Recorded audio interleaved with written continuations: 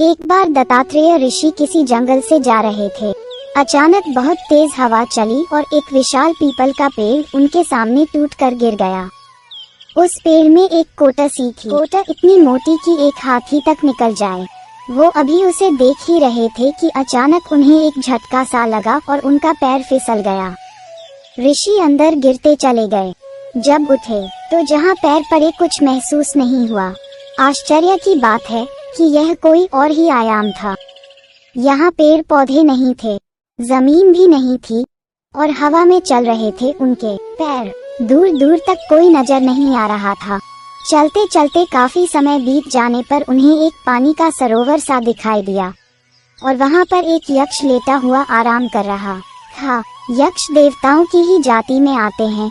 इनके पास कई प्रकार की शक्तियाँ होती हैं और ये काफी मित्रवत होते हैं। उन्हें लगा किसी खजाने की रखवाली कर रहा था शायद वो। उन्होंने पानी पीने के लिए जरा सा सरोवर को छुआ तो पूरा सरोवर गायब हो गया और अचानक यक्ष उड़ता हुआ उनके सामने आ खड़ा हुआ। उससे पूछने पर पता चला कि वह किसी श्राप की वजह से यक्ष इस आयाम में फंसा हुआ है और अपने लोक नहीं जा पा रहा। ऋषिवर जो अनेक तंत्र मंत्र के ज्ञाता थे, उन्होंने अंजलि में थोड़ा जल भरकर कुछ मंत्र फूंका और अपने देवता को याद करके कुछ प्रार्थना की। फिर उन्होंने वह जल उसके मस्तक से लगाकर कहा, हम तुम्हें मुक्त करते हैं, लेकिन इसके बाद फिर कभी किसी तांत्रिक के आह्वान करने पर तुम किसी लोक में नहीं जाओगे।